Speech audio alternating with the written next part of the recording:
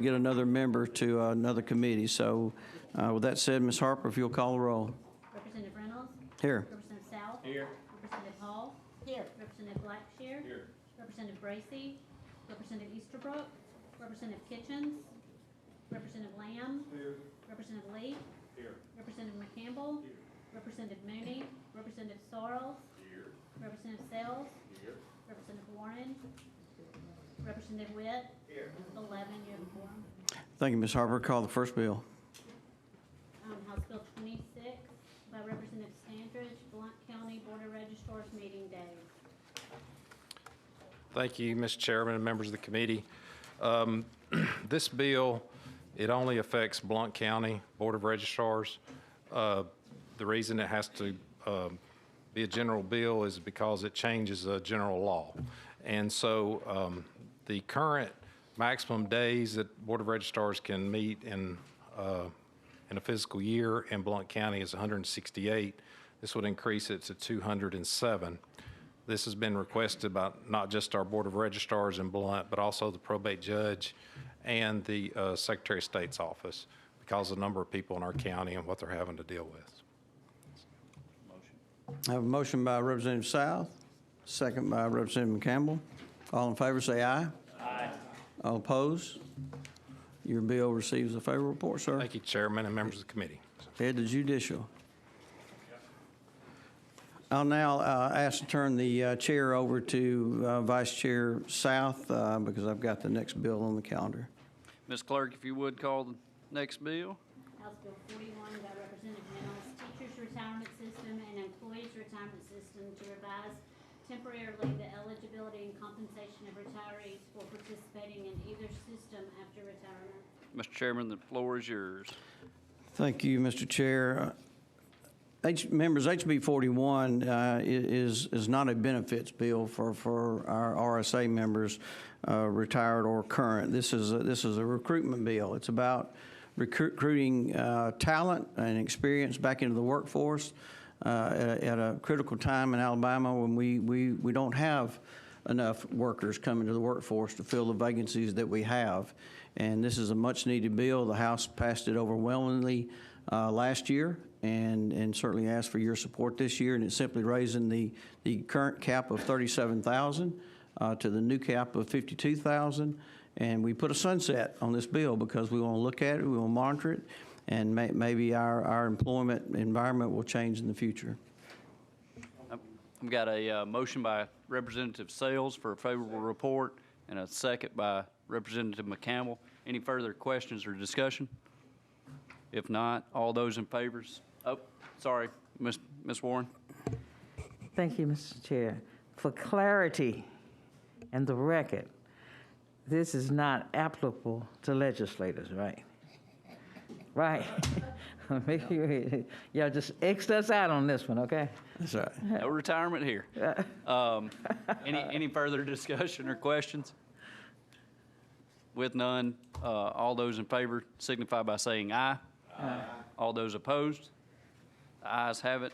And Mr. Chairman, you receive a favorable report. Thank you, Mr. Chairman. And I'll resume the chair. And Ms. Harper, call the next bill on the agenda. House Bill 57 by Representative Lee, Circuit Clerk salary based on pay plan of Unified Judicial System. Thank you, Mr. Chairman. If some of you that's been here for a while, we have addressed different ones in the judicial system salary over the last 5 years. We've addressed the court reporters, judges, the judicial assistants, even the employees of the circuit clerks. So today is the final leg, I believe, of trying to make some adjustments in their salary. Circuit clerks have not had a raise in 24 years since 1999.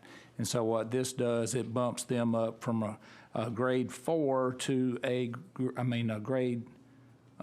bumps them up 2 steps, I think from 84 to 86, if I remember correctly.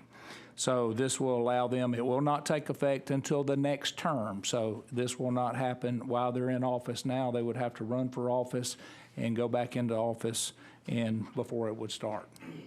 Make a motion. Favorable report. Moved by Representative South.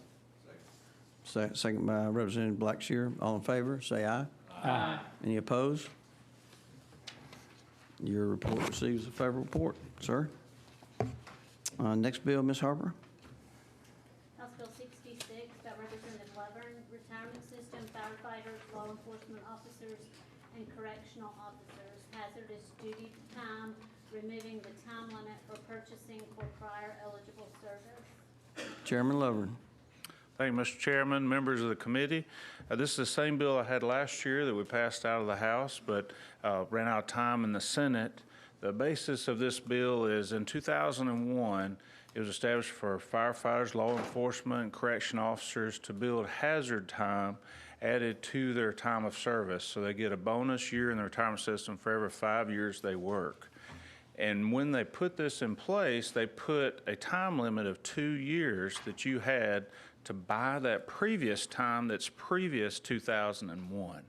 And if you did not get your letter in the mail or did not have the money at the time, which was, I was able to raise the money to buy mine, but it was a substantial amount early in your career, and then you lose that time. And this is the time that these public safety people have earned, and all this bill does is eliminate the time limit of that 2 years they had to buy it, so that when you've got, it's only a small select people that are still working that were there prior to 2001, it gives them the time to buy it if they so choose as they're getting towards their retirement. So this is their time. They have to pay for this time to buy that purchase out of their funds. And this just opens it up where they can do it before they retire. And the fiscal note attached is such a small amount of money it can't be measured as far as the impact for RSA, because each year goes by, more of these personnel are retiring. So I would entertain any more questions Chairman may have or the committee. Thank you, Chairman. I'll just say I appreciate you bringing this. I can tell a few real stories, too. I was blessed as well to gather that up at the time, but I talked to people that I served to later in the years, and then they weren't able to do that, so. I have a motion by Representative South, a second by Representative Lee. Any questions? I just wanted to mention one thing. Today, we had 2 officers in our neighborhood, 4 blocks from my house, right above my church. They were doing a check because a home was broken into, and there's nobody at home. They were shot because of the hazardous duty. I mean, that's in a neighborhood that never has anything like this. But, I mean, there's no amount of money we can give to these people for the hazardous duty they've got. Just horrible. Thank you, Representative. I appreciate you saying that. All in favor say aye. Aye. Opposed? Your bill receives a favorable report, sir. Thank you, Mr. Chairman, members of the committee. Thank you. Next bill, Ms. Harper. House Bill 68 by Representative Shedd, Department of Economic and Community Affairs, reimburse employees for actual expenses for in-state travel. Chairman Shedd. Thank you, Mr. Chairman, first of all, for having the bill on the committee agenda today. I appreciate that, and members of the committee. This legislation would make a situation where the employees we've worked with the governor's office and the finance director's office with this legislation to allow the reimbursement of actual expenses rather than per diem, because we've had a very successful time in the state of Alabama in economic development, and many times the Department of Economic, DECA is at the table in those meetings, and sometimes those expenses are different than other times and quite more than the actual per diem. So this makes a correction to that so that it's about a $20,000 maximum estimated fiscal note on it as well. So I'll be glad to try to answer any questions anybody might have. Any members? Have a motion by Representative Witt, a second by Representative Sorrells. All in favor, say. May I make a comment? Sure. And I support the bill, but this is a good opportunity. And I agree. Yes. Going to support this bill. However, and I know that there are some communications that are taking place today. We have different departments that are sending young ladies, young men, for as that matter, it doesn't matter, but I'm kind of sensitive to the young ladies and their care, into areas sometimes that they don't have the money to stay in a location where you and I would have let our daughter stay.